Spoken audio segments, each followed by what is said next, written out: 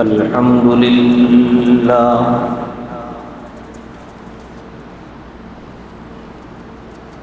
الحمد لله وحده، والصلاة والسلام على من لا نبي بعده، وعلى آله وأصحابه الذين أوفوا عهدا،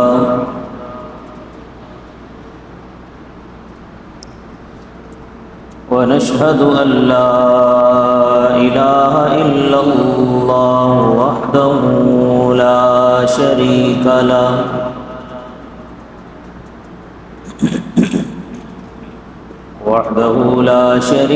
له، في الخلق والأمر، إرغاما لمن جحد به وكفر،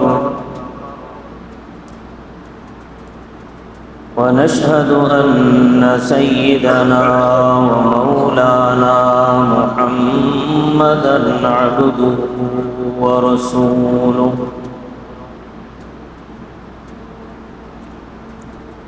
المبعوث إلى الأسود والأحمر لتكميل مكارم الأخلاق،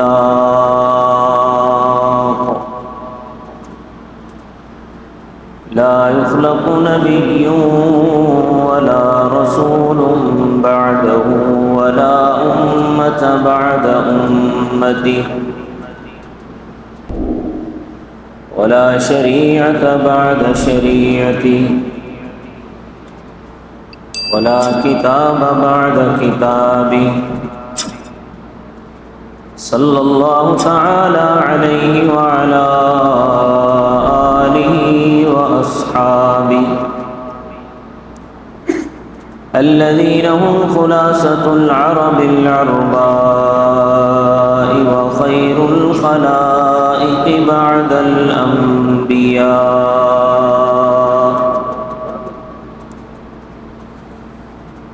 وهم كالنجوم في السماء للاهتداء والاقتداء،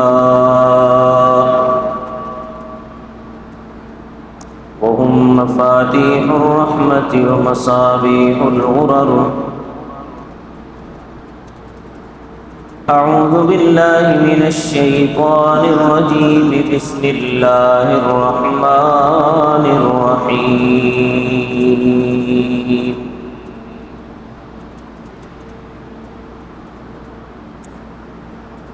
الذين يؤمنون بالغيب ويقيمون الصلاة ومما رزقناهم ينفقون. صدق الله العظيم. رب اشرح لي صدري ويسر لي أمري، واحلل عقدة من لساني يفقه قولي. رب زدني علما، رب زدني علما، رب زدني علما. سبحانك لا علم لنا إلا ما علمتنا، إنك أنت العليم الحكيم. تمام حضرات درود شریف پڑھ. اللهم صل على محمد وعلى آل محمد كما صليت على إبراهيم وعلى آل إبراهيم إنك حميد مجيد. اللهم بارك على محمد وعلى آل محمد كما باركت على إبراهيم وعلى آل إبراهيم إنك حميد مجيد.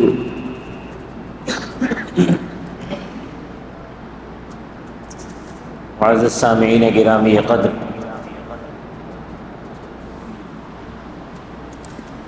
رمضان المبارک کی آمد ہی آمد ہے۔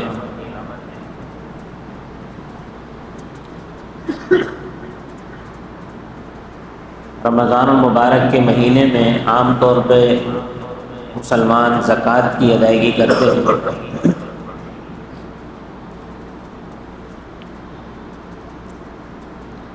اس لیے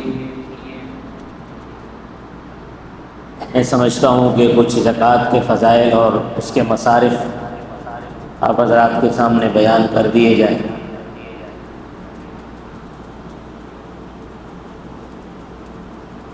سب سے پہلے تو یہ بات یاد رکھیں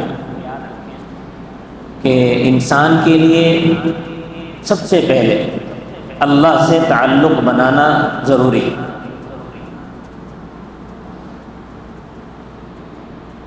اللہ سے تعلق مضبوط کرنا ضروری ہے،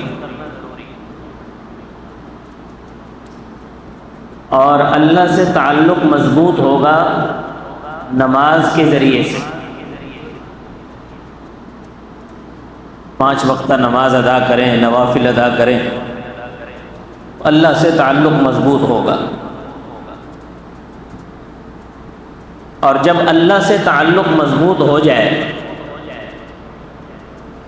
اللہ سے تعلق مضبوط ہو جانے کے بعد دوسری چیز جو سب سے زیادہ ضروری ہے وہ ہے اللہ کے بندوں سے تعلق مضبوط ہونا۔ اور اللہ کے بندوں سے تعلق مضبوط ہوتا ہے ان پر خرچ کرنے سے۔ خرچ کرنے کے کئی طریقے ہیں۔ ایک تو زکوٰۃ ہے کہ زکوٰۃ صاحب نصاب مسلمان پر فرض ہے۔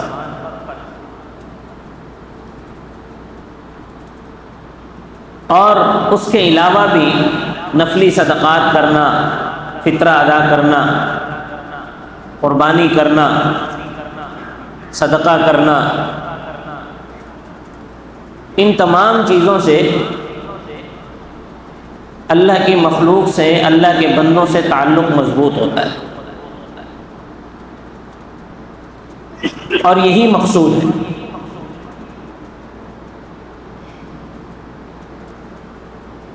جب اللہ اور اس کی بندوں سے تعلق مضبوط ہو جائے تو پھر باقی چیزیں، شریعت کے جو باقی احکام ہیں ان پر عمل کرنا آسان ہو جاتا ہے۔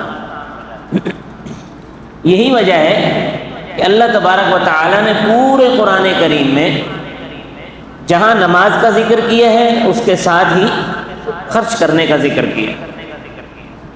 پہلے پارے میں ہی دوسری صورت میں الذین یؤمنون بالغیب ویقیمون الصلاۃ ومما رزقناہم ینفقون، ایمان لائے، اس کے بعد نماز ادا کریں اور اللہ نے جو رزق دیا ہے اس میں سے خرچ کریں، یعنی زکوٰۃ ادا کریں۔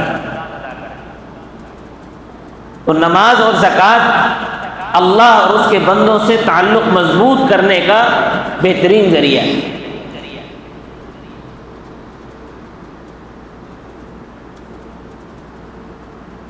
ان خرچ کرنے میں نماز کے فضائل تو بیان ہوتے رہتے ہیں، ان میں سے ایک چیز زکوٰۃ ہے۔ زکوٰۃ ہر صاحب نصاب مسلمان پر فرض ہے، یعنی جس کے پاس اتنا مال ہو کہ جس کی قیمت 52.5 تولہ چاندی کے برابر ہو جائے، چاہے وہ مال تجارت ہو، چاہے کرنسی کی صورت میں اس کے پاس نوٹ ہو، چاہے وہ کسی اور ملک کی کرنسی ہو، جس بھی ملک کی کرنسی ہو یا پاکستان کی کرنسی ہو یا مال تجارت ہو، ان کی اگر قیمت 52.5 تولہ چاندی کے برابر پہنچ رہی ہے تو اس پہ زکوٰۃ فرض ہے، اور اس پہ 1 سال گزر گیا ہے، ضرورت سے زائد ہے تو اس پہ زکوٰۃ فرض ہو گئی۔ اب سال گزرنے کے بعد اس رقم میں سے یا اس کرنسی میں سے یا اس چاندی میں سے یا اس سونے میں سے 2.5% نکال کر مستحق کو دے دینا، یہ فرض ہے۔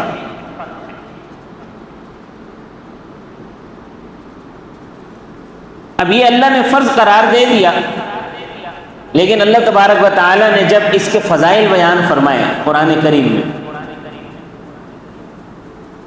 تو پہلے ارشاد فرمایا اقرض اللہ قرضا حسنا، کہ اللہ کو قرض دو، قرض حسنا۔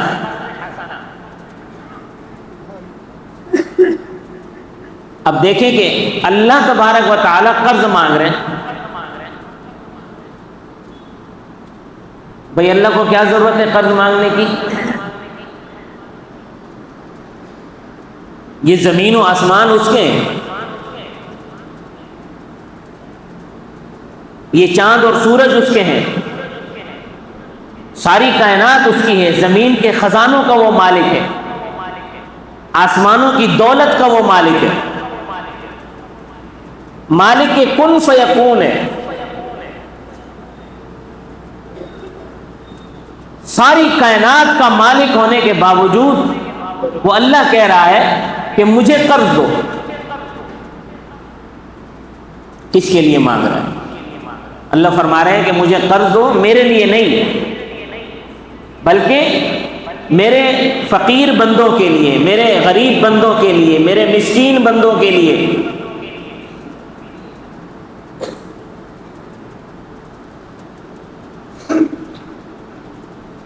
تم مجھے گویا ان کو دے رہے ہو، اس کا مطلب یہ ہے کہ تم مجھے دے رہے ہو، اور قیامت کے دن مجھ سے واپس لے لینا، تجدوہ عند اللہ، قیامت کے دن مجھ سے لے لینا۔ آج تم مجھے دے دو، قیامت کے دن میں تمہیں 10 گنا بڑھا کر دوں گا۔ آج تم 10 روپے دو گے، میں تمہیں قیامت کے دن 100 روپے دوں گا۔ تو یہ سودا سستا ہے یا مہنگا ہے؟ دوسرا ارشاد اللہ تبارک و تعالی نے فرمایا وَيُطْعِمُونَ الطَّعَامَ عَلَى حُبِّهِ مِسْكِينًا وَيَتِيمًا وَأَسِيرًا، کہ جو لوگ کھانا کھلاتے ہیں اللہ کی محبت میں، مسکینوں کو کھلاتے ہیں، یتیموں کو کھلاتے ہیں، اور حاجت مندوں کو کھلاتے ہیں، ان کا مطمع نظر یہ نہیں ہوتا کہ لوگ کہیں گے کہ بڑا سخی آدمی ہے، کھانا کھلاتا ہے۔ ان کا مقصد تعریف کروانا نہیں ہے، انما نطعمکم لوجہ اللہ، وہ کھانا کھلاتے ہیں صرف اللہ کی رضا کے لیے، لا نرید منکم جزاء، وہ کسی سے کسی قسم کی جزا نہیں چاہتے، بدلہ نہیں چاہتے، ولا شکورا، اور نہ وہ کسی سے شکریہ کی آرزو رکھتے ہیں کہ ہم ان کو کھانا کھلائیں گے تو یہ ہمارا شکریہ ادا کریں گے، ایسا بھی نہیں۔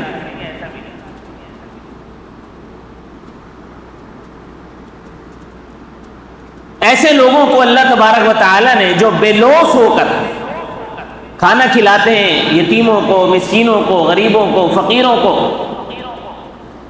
ان کے بارے میں اللہ نے فرمایا کہ یہ وہ لوگ ہیں جو صرف اللہ کی رضا چاہتے ہیں۔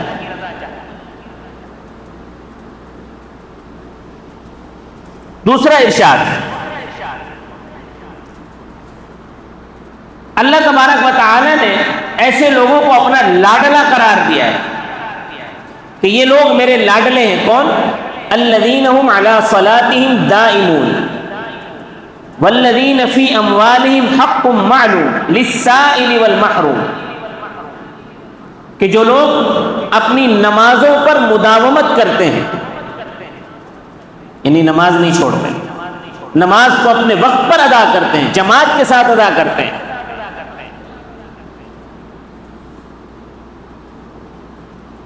والذین فی اموالہم حق معلوم، اور جن کے اموال میں ایک حصہ الگ ہوتا ہے، کس کے لیے؟ للسائل، مانگنے والوں کے لیے، والمحروم، اور جو محروم لوگ ہیں ان کے لیے، وہ اپنے مال میں سے ایک حصہ الگ کر کے رکھتے ہیں باقاعدہ۔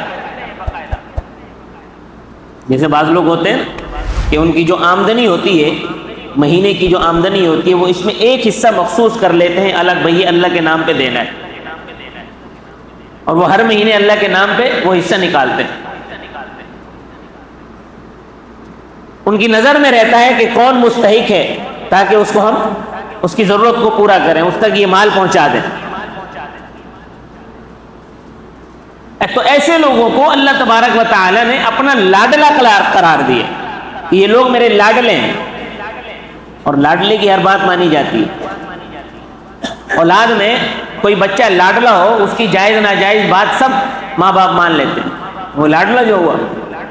تو اگر اللہ کا لاڈلا بننا ہے تو سب سے پہلے نمازوں پر مداومت کرنی پڑے گی، اور دوسرے نمبر پر اپنی کمائی میں، اپنی آمدنی میں اللہ کے راستے میں خرچ کرنے کے لیے ایک حصہ مخصوص کرنا ہوگا، پھر آپ اللہ کے لاڈلے بن جائیں۔ چوتھا ارشاد فرمایا یسألونک ماذا ينفقون، آپ سے سوال کیا جاتا ہے کہ ہم اللہ کے راستے میں کیا خرچ کریں؟ قل العفو، آپ ان سے کہہ دیں کہ جو بچ جائے وہ خرچ کر دو۔ یہ دیکھیں کتنی بڑی تعلیم اسلام نے دی۔ یہ تعلیم دنیا کا کوئی مذہب نہیں دیتا۔ دنیا کے تمام مذاہب سوائے اسلام کے سرمایہ داری سکھاتے ہیں، مادیت سکھاتے ہیں، لوگوں کو پیسہ جمع کرنا سکھاتے ہیں، لیکن اسلام یہ کہتا ہے کہ جو آپ کی ضروریات سے بچ جائے اس کو خرچ کر دو۔ قل العفو، جو بچ جائے اس کو خرچ کر دو۔ اور یہ تعلیم آپ کو دنیا کے کسی مذہب میں نہیں ملے گی، آپ ڈھونڈ کر دیکھ لو،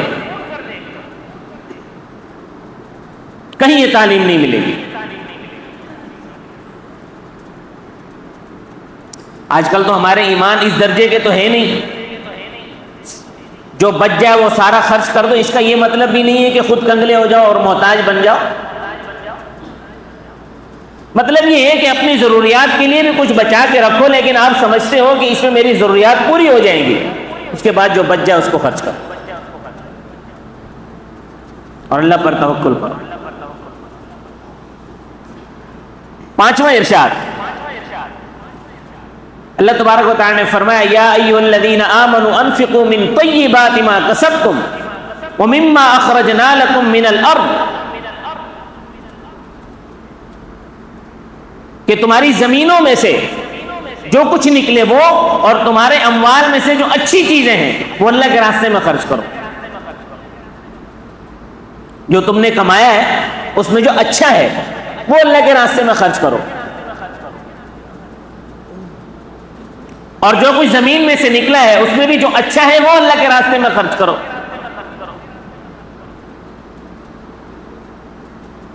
عام طور پر ہوتا یہ ہے کہ جو چیز ہمیں پسند نہیں آتی وہ صدقہ کرتے ہیں، یہ چیز اچھی نہیں ہے چلو یہ دے دو اللہ کے راستے، یہ کسی غریب کو دے دو۔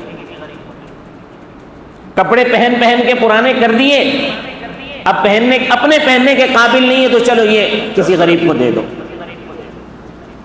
جبکہ قرآن کیا مطالبہ کر رہا ہے؟ قرآن یہ مطالبہ کر رہا ہے کہ آپ کے مال میں سے جو اچھا ہے وہ خرچ کرو۔ ہم نے گاؤں دیہاتوں میں دیکھا ہے جب گندم کی پیداوار ہوتی ہے تو جو گندم کسی کام کی نہیں ہوتی وہ صدقہ کر دیتے، جو چاول جو ہے وہ صحیح نہیں ہوتا وہ صدقہ کرتے۔ اجناس میں سے جو جنس اچھی نہیں ہوتی، کم درجے کی ہوتی ہے وہ صدقہ کرتے، اچھی اپنے پاس رکھتے۔ ایسا نہیں، بلکہ جو اچھا مال ہے وہ خرچ کرو۔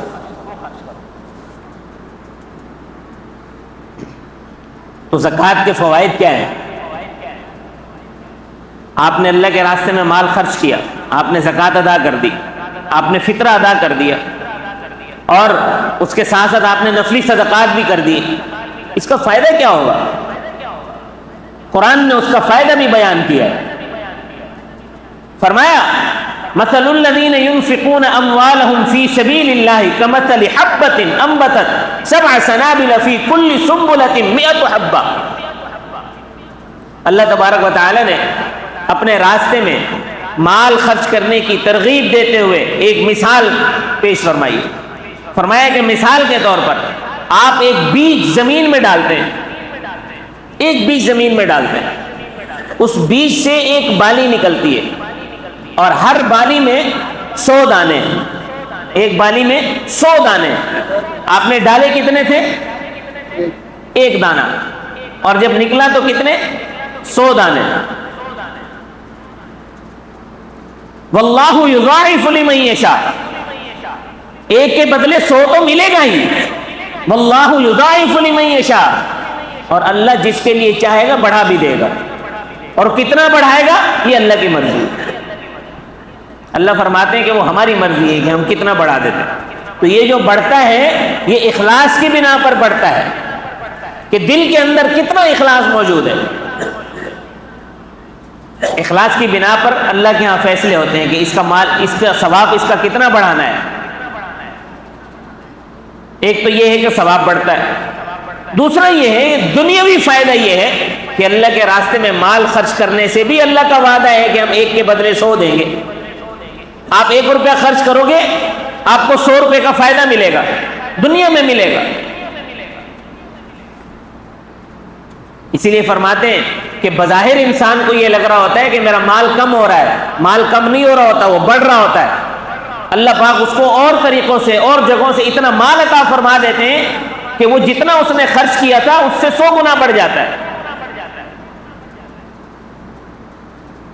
تو اس لیے مال خرچ کرنے سے ہاتھ کبھی نہ کھینچنا. حضور اکرم صلی اللہ علیہ وسلم نے حضرت عائشہ صدیقہ سے فرمایا کہ عائشہ اپنے ہاتھ کو کھلا رکھنا، اگر تمہارا ہاتھ کھلا رہے گا تو اللہ بھی تمہیں دیتا رہے گا، اور جس دن تم نے اپنا ہاتھ بند کر دیا تو اللہ بھی دینا بند کر دے. اس لیے اپنا ہاتھ بند نہ کرنا.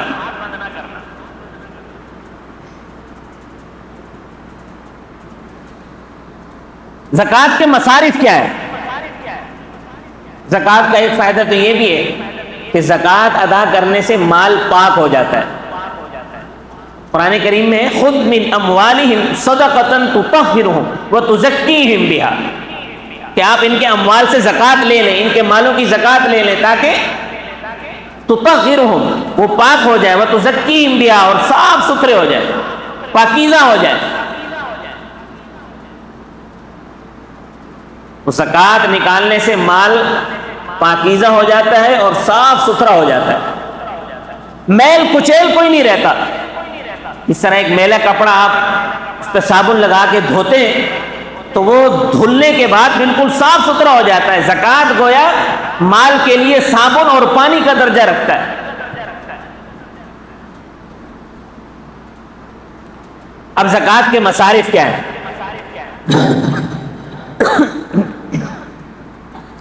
زکوٰۃ کے مصارف بھی اللہ نے قرآن میں بیان فرمایا انما الصدقات للفقراء، یہ فقراء کے لیے پہلا مصرف. انما الصدقات للفقراء، فقیر کو کس کو کہتے ہیں؟ للفقراء الذين احصروا في سبيل اللہ. فقراء وہ ہیں کہ جو اللہ کے کاموں میں اٹکے ہوئے ہیں، اللہ کا کام کر رہے ہیں، پڑھ رہے ہیں، پڑھا رہے ہیں، ائمہ ہیں، مؤذن ہیں، اللہ کے کام میں لگے ہوئے ہیں، اتنے مصروف ہیں.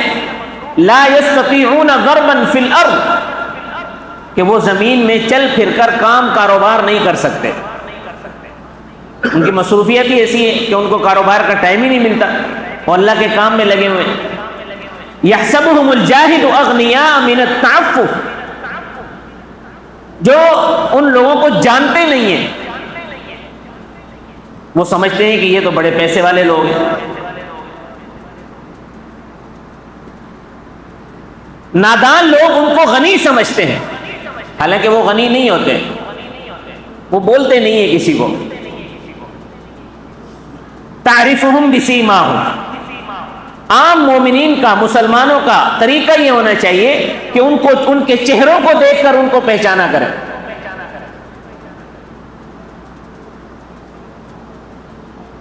ان کے چہروں کو دیکھ کر پہچانے. اور ان کی سب سے بڑی خوبی یہ ہے لا يسألون الناس الحافا، کہ وہ لپٹ لپٹ کر مانگتے نہیں ہیں، مطلب کسی کو بولتے ہی نہیں ہیں کہ ہماری یہ ضرورت ہے، ہمارے ساتھ یہ معاملات ہیں۔ بڑے بڑے بزرگوں کے واقعات گزرے کہ جن کے گھروں میں کئی کئی دن فاقے گزرتے تھے، بڑے بڑے ائمہ مساجد کے واقعات سامنے آئے کہ وہ گھروں میں ان کے فاقہ ہوتا ہے لیکن وہ کسی کو بول نہیں سکتے کہ ہمارے گھر میں فاقہ ہے، اور مقتدیوں کو بھی خیال نہیں آتا کہ اپنے امام کا خیال رکھیں۔ وہ بیچارہ کاروبار کس وقت کرے، ٹائم ہی نہیں ملتا۔ قرآن کہہ رہا ہے کہ ان کے چہروں کو دیکھ کر پہچانا کرو۔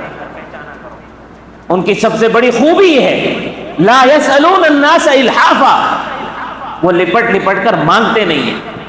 تو اس کا مطلب یہ بھی ہے کہ جو لپٹ لپٹ کر مانگتے ہیں وہ مستحق بھی نہیں ہوتے۔ ابھی رمضان آ رہا ہے نا، آپ دیکھنا ہر نماز میں ایک آدمی کھڑا ہوگا، پہلے اعلان کرے گا، پھر رونے کی ایکٹنگ کرے گا، پھر باہر جا کے کھڑا ہو جائے گا اور وہاں شور مچائے گا۔ تو یہ تو ایکٹر ہیں سارے، اور آپ لوگ بھی ان کی ایکٹنگ سے متاثر ہوتے ہیں۔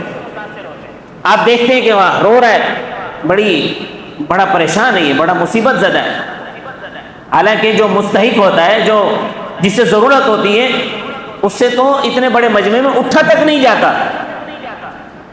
بجائے یہ کہ وہ اعلان کرے، بجائے یہ کہ وہ اپنی حاجت کسی کے سامنے رکھیں، وہ بول نہیں پاتا۔ اور یہ تو بڑے دھڑلے سے، آپ میں سے کوئی ہے وہ مجھے یہاں کھڑے ہو کے بول کر دکھا دے اتنے بڑے مجمع کے سامنے، مان جاؤں گا ابھی۔ جب تک آپ کی پریکٹس نہیں ہوگی کوئی نہیں بول سکتا۔